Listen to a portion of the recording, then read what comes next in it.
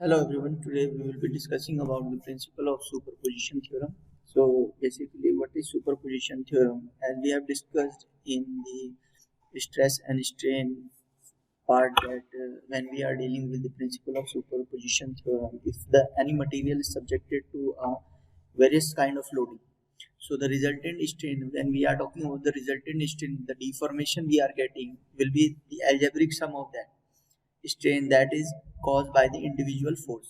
ठीक है, तो इसका मतलब क्या है? तो सपोज कोई मेंबर है, उस पर अगर बहुत सारी फोर्सेस लग रही है, तो जो हम स्ट्रेन टोटल डिफॉर्मेशन उसमें कैलकुलेट करेंगे, तो that will be the algebraic sum कि एक फोर्स से कितना डिफॉर्मेशन है, दूसरे से उस पार्ट में कितना डिफॉर्मेशन है.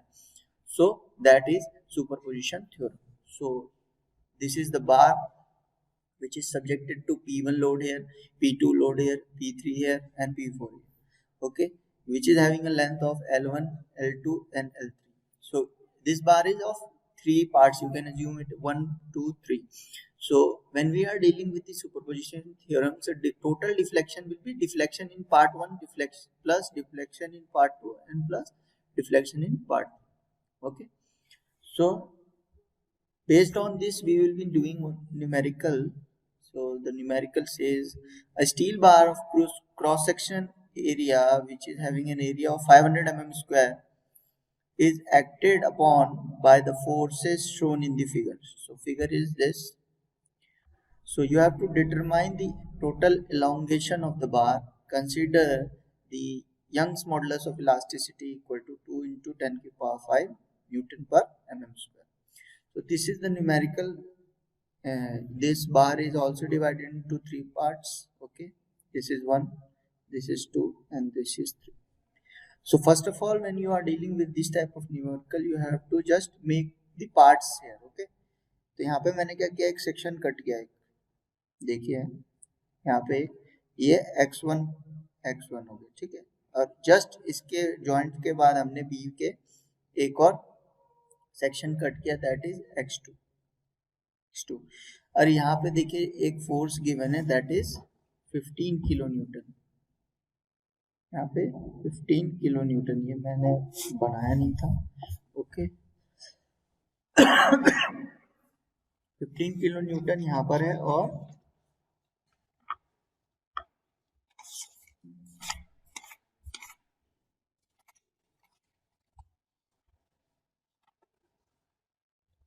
Ten kilo Newton this side. ठीक है,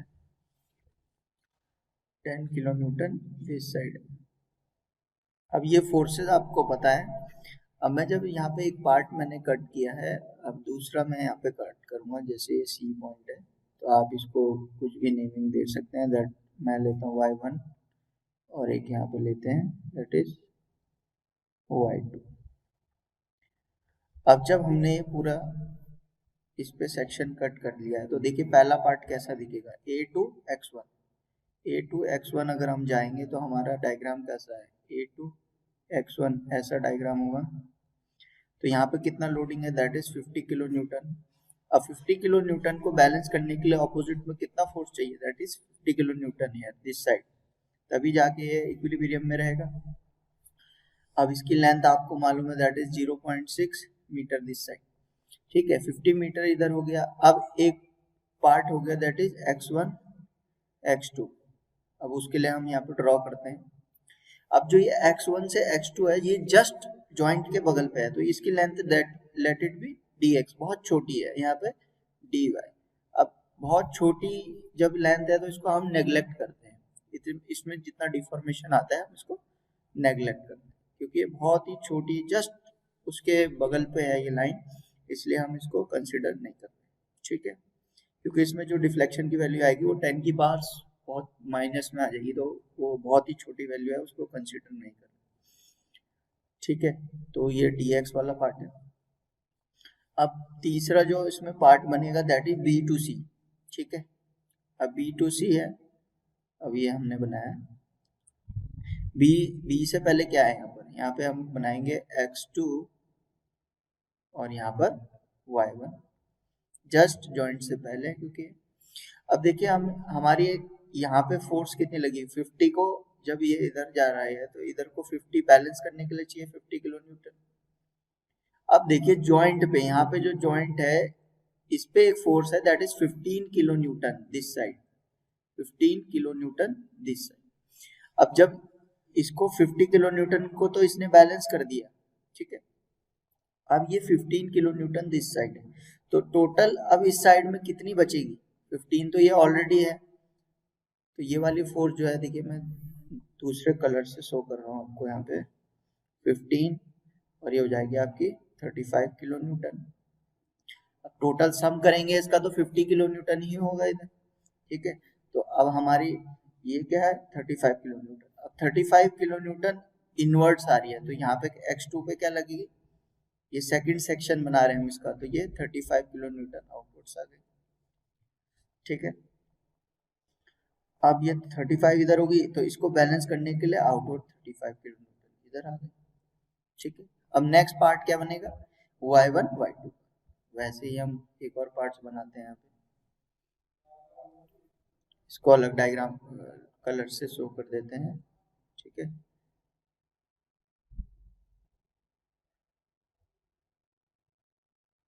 दैट इज y1 और ये y2, ठीक है। ये लाइन जॉइंट की, ये सी पॉइंट हो गया, ठीक है। y1 y2 का जो ये डिस्टेंस है दैट इज dy, ये भी बहुत स्मॉल है, तो इसके लिए हम इसको क्या करते हैं, नेग्लेक्ट करते हैं। अब देखिए इसमें क्या है, 35 किलो न्यूटन इसमें अंदर जा रहा है। फॉर एग्जांपल ये इधर जा रहा है, तो इसको बैलेंस करने के लिए ऑपोजिट डायरेक्शन में हमें फोर्स लगानी पड़ेगी, ठीक है। 35 किलो न्यूटन आउटवर्ड्स। अब यहाँ पे आपको देखना है कि सी जॉइंट पे देखिए एक और फोर्स है दैट इज 10 किलो न्यूटन, उसी डायरेक्शन में है। तो 35 ये इसको बैलेंस कर रही थी, 10 इधर को भी है, तो टोटल आउटसाइड कितनी होगी 45 किलो न्यूटन, ठीक है। अब नेक्स्ट डायग्राम जो बनेगा that will be of y2 and d, ये y2 हो गया, ये पार्ट d का हो गया। अब 45 इनवर्ट्स 45 आउटवर्ड्स बैलेंस करने के लिए इक्विलिब्रियम में मेंटेन, और 45 ये ऑलरेडी है। अब देखिए आप इधर से जो डायग्राम में हमने शुरू किया था 50 किलो न्यूटन से, बाहर पे कितना है यहाँ पे 45 किलो न्यूटन, और डायग्राम में भी 45 किलो न्यूटन है। दैट मीन्स जो हमने ये एनालिसिस किया है ये बिल्कुल करेक्ट है, क्योंकि हमने इसको भी इक्विलिब्रियम में रखा है फर्स्ट पार्ट को, दूसरे को भी और तीसरे को, तो तीनों जब इक्विलिब्रियम में आ गए, अब हमारा सुपरपोजिशन थ्योरम लगाएंगे कि हमारा सुपरपोजिशन थ्योरम क्या कहता है, the deflection will be the algebraic sum। तो डिफ्लेक्शन टोटल निकालेंगे तो that will be deflection in 1 plus deflection in 2 plus deflection in 3। अब जब हम देखिए टेंसाइल लोडिंग है, टेंसाइल लोडिंग के लिए हम डिफ्लेक्शन निकालेंगे, तो हमारा ये फॉर्मूला क्या होता है, या अगर हम यहाँ से देखें तो stress is equal to force upon area, और Young's modulus of elasticity is equal to stress upon strain, और स्ट्रेन आपको पता है change in length upon original length. अब ये तीन फॉर्मूले आपको पता है। अब मैं यहाँ से मेरे को चेंज इन लेंथ निकालना है, तो मैं कैसे निकालूंगा, मेरे को स्ट्रेस का फॉर्मूला पता है, लोड अपॉन एरिया, और स्ट्रेन का तो ई के रिस्पेक्ट में निकालना है, तो भी दिस विल बी स्ट्रेस की वैल्यू रखेंगे पी अपॉन ए, यंग्स मॉडुलस वाले फॉर्मूले में, ठीक है, और इसकी वैल्यू रखेंगे change in length upon original length, तो एल ऊपर चला जाएगा। सो चेंज इन लेंथ का फॉर्मूला जो हो जाएगा पी एल अपॉन ए ई, ओके। वैसे ही अब डेल वन के लिए डिफ्लेक्शन निकालना है, तो मतलब चेंज इन लेंथ हो गया डिफ्लेक्शन इसमें, क्योंकि टेंसाइल लोडिंग है। एलोंगेशन निकालना था, क्योंकि ये टेंसाइल लोडिंग है तो इसकी लेंथ इंक्रीज होगी। सो फॉर्मूला लगाएंगे P1 L1 upon A1 E तो सेम है गिवन यहाँ पे, वैसे P2 L2 upon A2 E। अब क्रॉस सेक्शनल एरिया भी सेम है, तो यहाँ पे A1 A2 लगाने की जरूरत नहीं है, ठीक है। वैसे ही P3 L3 अपॉन AE, ठीक है। अब आप एक चीज देखेंगे कि 1 अपॉन ए कांस्टेंट है, तो कॉमन ले लिया हमने यहाँ पे। अब P1 जो है, P1 की वैल्यू देखिए, पहले वाला जो हमारा सेक्शन है दैट इज दिस वन, दूसरा ये है, और dx dy को हमने नेगलेक्ट किया है क्योंकि उसमें बहुत ही स्मॉल वैल्यूज आएंगी, ठीक है। सो 1 2 3 में आप देखिए पहले में क्या है 50 किलो न्यूटन लोड है, सो 50 किलो न्यूटन लगा दिया। लेंथ कितनी है, लेंथ इज 0.6 मीटर, 0.6 मीटर। वैसे ही ये एक टर्म का आ गया। वैसे ही दूसरे के लिए P2 सेक्शन में देखिए 35 kilo Newton, 35 kilo Newton, okay, into length है इसकी 1 मीटर, सो 1, ओके, प्लस P3 कितना है 45 into L3 is 1.25 and a constant. अब देखिए इसमें आपको ये सॉल्व करेंगे, आप इसकी वैल्यू आ जाएगी, ओके। अब इसको आप कन्वर्ट भी कर सकते हैं वैल्यूज, अगर आपको न्यूटन पर एमएम स्क्वायर में निकालनी है तो आप इसको मीटर को एमएम में करिए और किलो न्यूटन को न्यूटन, ओके। सो इसका आंसर आप मेरे को बताएंगे, ठीक है, कि कितना आया इसका। वैसे ही हम नेक्स्ट पार्ट में देखिए हमारा क्या है, axial deflection of varying cross sectional bar. अब यहाँ पे क्या है देखिए, इस बार में अलग अलग एरिया है, देखिए इसमें भी 3 पार्ट्स हैं A to B, B to C and C to D। Length है इसमें L1, L2 एंड L3।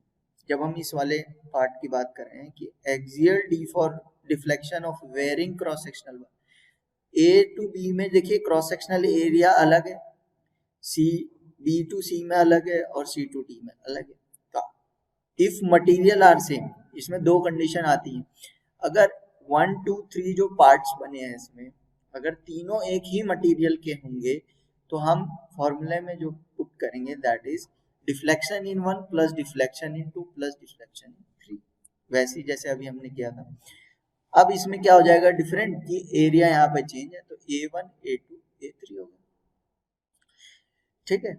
और जब देखिए यहाँ पे दूसरा पॉइंट जो है, अभी हमने जो न्यूमेरिकल किया था उसमें दोनों पॉइंट्स पे कोई सपोर्ट नहीं था। देखिए ABCD ये सिंपल रॉड थी हमारे पास जिससे हम डील करिए। अब देखिए ये रॉड जो है यहाँ पे एक एंड पे फिक्स दिखाई गई है, ए पॉइंट पे फिक्स है। यहाँ पे लोड क्या है सेम है, तो डिफ्लेक्शन टोटल कितना होगा, पहले वाले में जितना होगा दूसरे में तीसरे में। यहाँ पे एरिया की वैल्यू चेंज होती जाएगी, लेंथ अगर चेंज है तो चेंज होती जाएगी। तो इसलिए यहाँ पे इन्होंने क्या किया है कि यहाँ पे लोड और यंग्स मॉडुलस ऑफ इलास्टिसिटी बाहर आ गया है, बाकी अंदर जो बचेगा that is L1/A1 plus L2/A3 plus L3/A3। तो ये फॉर्मूला हो गया if the materials are same. Second condition आती है कि अगर मटेरियल आर डिफरेंट, अगर मटेरियल डिफरेंट होगा तो आपको पता है हर मटेरियल का यंग्स मॉडुलस ऑफ इलास्टिसिटी अलग अलग होगा। तो यहाँ पे हमने E की वैल्यू को कॉमन नहीं लेंगे, तो हम E1 A1 E2 A2 E3 A3 ये ब्रैकेट के अंदर ही रहेगा, ठीक है। सो बेस्ड ऑन दिस मैं आपको कुछ न्यूमेरिकल्स दूंगा जिसको आपको ये सॉल्व करने हैं, और with different types of material के जब बार यूज होते हैं तो उन न्यूमेरिकल को कैसे सॉल्व करते हैं, we will be discussing that in next.